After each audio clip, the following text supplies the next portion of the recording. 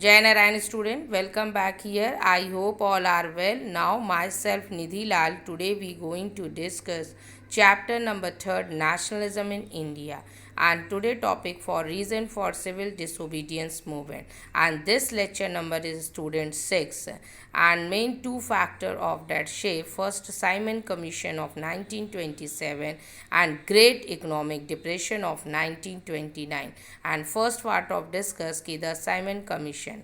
Simon Commission, it means student ki first of all Britain set up the some commission under Sir John Simon, and a Security Commission under the Sir John Simon, and was constituted by the Tory government in Britain to look into the functioning of the constitutional system in India and suggest the changes. Why student? Because all the members of the commissions were Englishmen,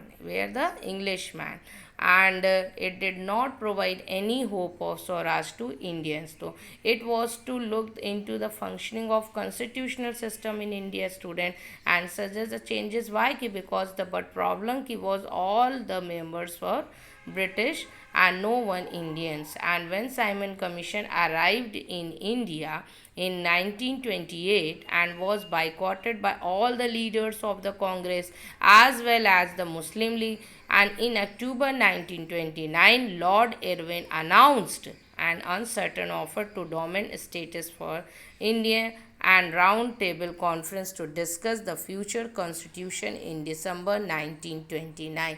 The student, I know that ki all members are Englishmen and no one Indians, and first of all ki when Simon Commission is arrived in India 1928, and it was greeted with go back Simon. It was greeted with go back Simon, and all parties including Muslim League, Congress, and participate in the demonstration this part. And first of all in October 1929 Lord Irwin announced the uncertain offer of dominant status for India and round table conference to discuss the future constitution. वहाँ फिर बात हुई, discuss किया गया, और वहाँ फिर इन December 1929 में under Jawaharlal Nehru the Lahore Congress the demand for पूर्ण स्वराज स्टूडेंट पूर्ण स्वराज और full independence. It was declared that 26 January and 1930 would be celebrated as the Independence Day, and people had to took a pledge for complete independence. Complete independence. Or first of all, now second problem in this Great Depression of 1929. The student, are you know that ki first of all Simon Commission of 1927, what problem? First I am already discussed, and second problem student, firstly ki Great Depression, the worldwide economic depression also affected in India as agriculture prices and begin to fall from 1926. Okay student, 1926, and collapsed after 1930. and main problem student ki crop failed ho gayi and export declining, and peasant found it hard to sell and their produce and pay their revenues. Now the agriculture prices began to fall, agriculture goods and export decline, and peasant found it difficult to sell their the harvest crops and pay their the revenue.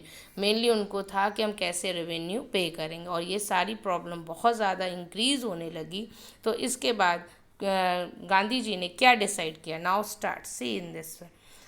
First of all, I am already discussed the Great Depression. The depression had deep impact on the agricultural and industry goods. Poverty increased by 1930 due to the high taxes.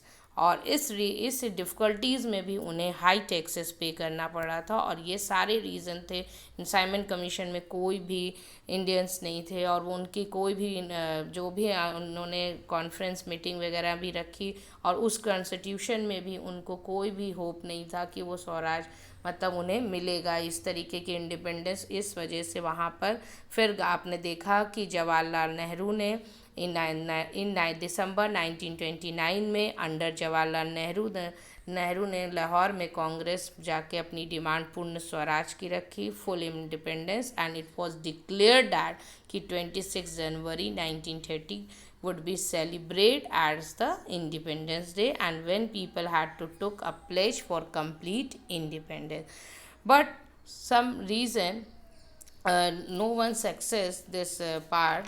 तो lord Irwin in October 1929 arrange, जैसा कि अभी हमने बताया कि arrange किया उन्होंने round table and conference to discuss future constitution, but Congress leader वे are not satisfied, and so in December 1929 under the leadership of Jawaharlal Nehru, Lahore, a Congress session and demanded Purn Swaraj. तो 20 जनवरी 1930 was celebrated as a independence day, but is not attracted very little attention. कुछ ही लोग इससे attract हुए, सभी attract नहीं हो पाए. तो इस वजह से गांधी जी ने इसको आगे कंटिन्यू किया, दूसरे क्या लाने की बात करी. और देखिए इसके आगे क्या होता है कि 31 जनवरी, see in this picture, civil disobedience.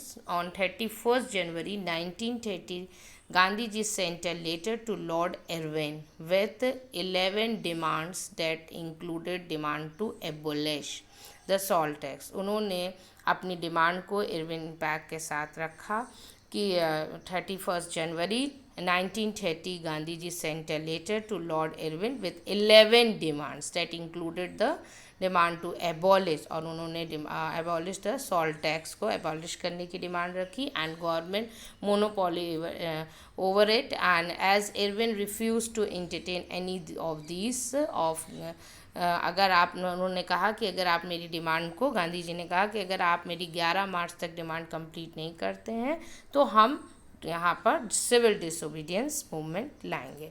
तो Irwin refuse to entertainment any of these on 11 March, and lord Irwin ने कहा कि ये अनरेस्ट्रिक्ट चीज़ें हैं, ये सब चीज़ें हम नहीं करेंगे. तो नाउ गांधी जी ने, आपने देखा कि Gandhi ji sent a letter to viceroy Irwin starting the 11 demand, but the idea was to make demand wide ranging.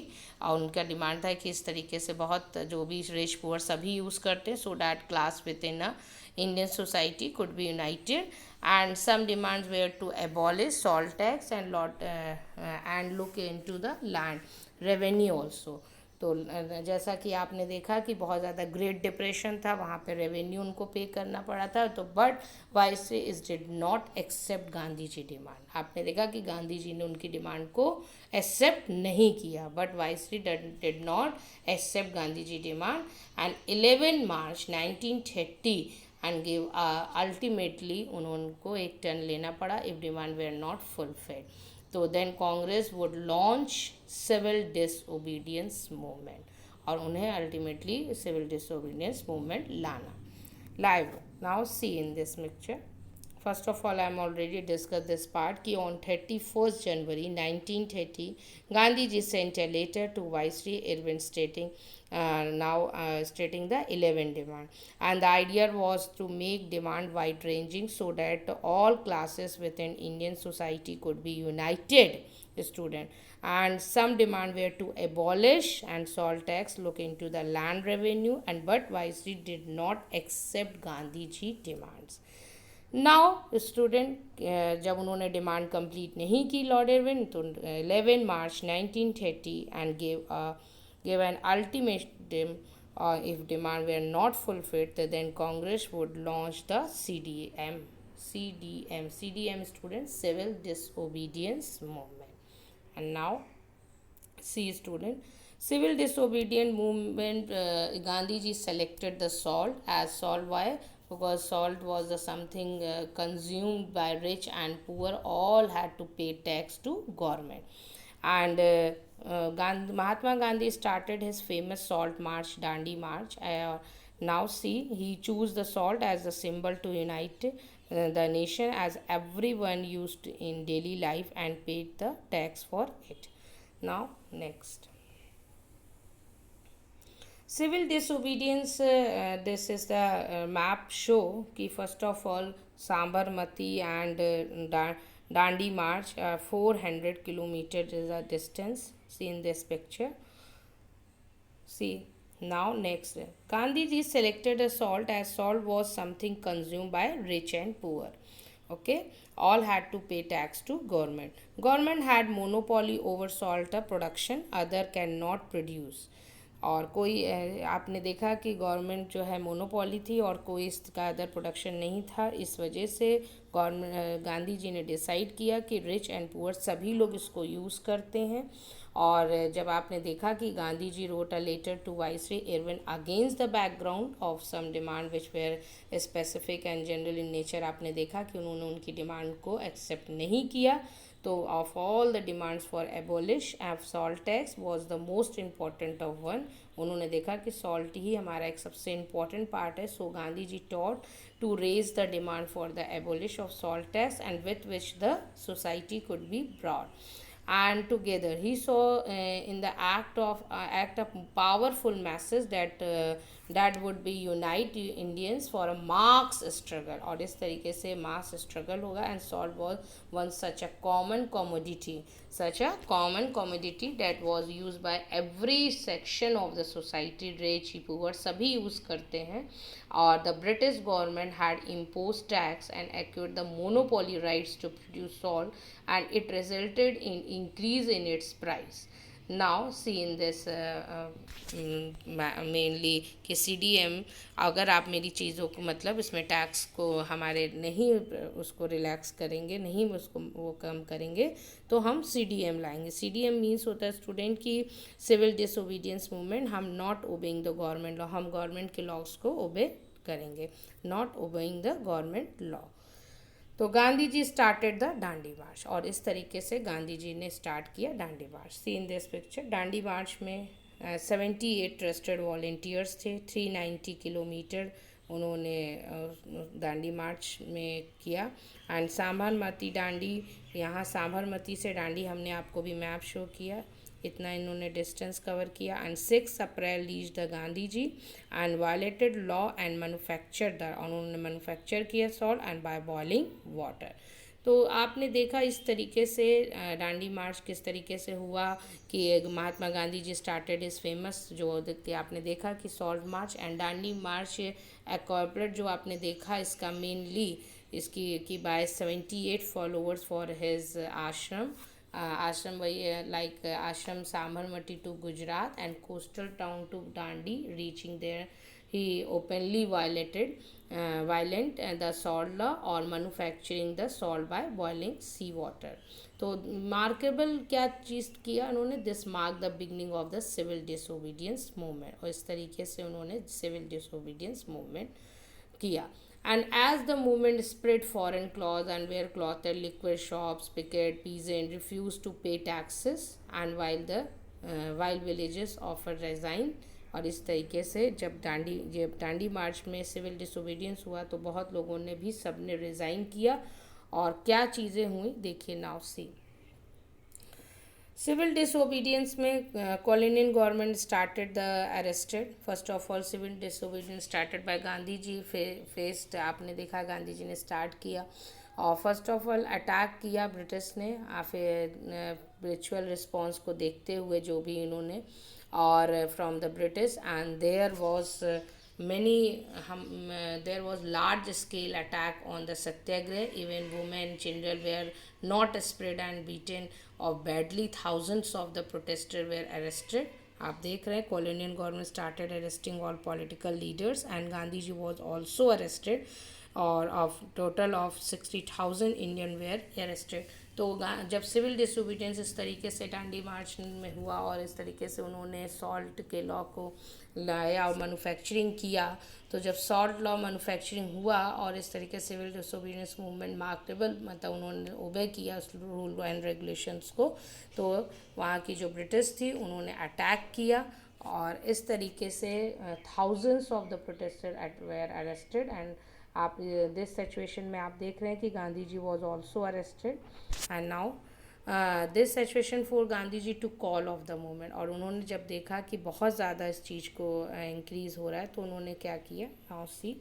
Civil disobedience was civil disobedience movement was stopped by Gandhi ji. All prisoners were released and Gandhi ji insisted for second round table conference, और उन्होंने एक second round table conference किया और इस तरीके से उन्होंने अपनी बात रखी. But this situation forced the Gandhi ji to call off the movement and sign a pact of with Lord Irwin, and the pact of came to the Gandhi ji as Gandhi Irwin pact फिर उन्होंने sign किया. और according to the पास Gandhi ji agree to take part of the second round table conference in London. तो second round table conference student कहाँ हुआ था? London में. और इस सिचुएशन में गांधी जी ने क्या पैक्ट लाया था? गांधी इरविन पैक्ट लाया और गांधी जी ने कॉल्ड ऑफ कर लिया किस मूवमेंट को? Civil disobedience movement. और अकॉर्डिंग टू द पास गांधी जी एग्रीड की to take part in the second round table conference in London. In turn the government agreed to release all the political prisoner imprisoned during the movement. Now see, तो गांधी जी Irwin pact इस तरीके से Gandhi ji second round table conference आया. तो आपने देखा कि जो सिचुएशन थी, जो इस तरीके की फोर्स हुआ, तो Gandhi ji to call off the movement and sign a pact. और उसी पे उन्होंने साइन करने की पैक्ट रखा कि विथ लॉर्ड इरविन. और उस तरीके से उन्होंने सेकेंड राउंड टेबल कॉन्फ्रेंस कहाँ किया? लंदन में. तो the pact came to be called as the Gandhi Irwin pact. Gandhi Irwin pact के नाम से हुआ student. And according to the जो पास्ट जो भी चीज़ें हुई जो भी, तो उसको देखते हुए Gandhi according to pact of Gandhi agree to take part in the second round table conference in London. And in turn the government agreed to release all the political prisoner imprisoned and during the movement. तो student are you know that कि as the movement बहुत ज़्यादा जब increase हो गया और आपने देखा spread foreign clothes were boycotted, liquid shops picketed and peasant refuse to पे taxes while villages offer resign. तो worried by the ongoing the movement and the colonial government began the arresting the Congress leader unleash brutal repression. बहुत ज़्यादा उनको repress कर बहुत ज़्यादा उनको परेशान करने लगी. तो as a prominent leader all मतलब उनको एबॉलिश करना था. तो उन्होंने फिर सोचा कि अब इसको कॉल्ड ऑफ करना है. तो एज अ प्रोमिनेंट जो हमारे एक लीडर थे और Abul Ghaffar Khan was also arrested. तो there was the severe violence and incident. The movement had to be called off 5 March 1931 and Gandhi ji signed a pact with Irwin and agreed the participation in the round table conference in London. और इस तरीके से उन्होंने London में इस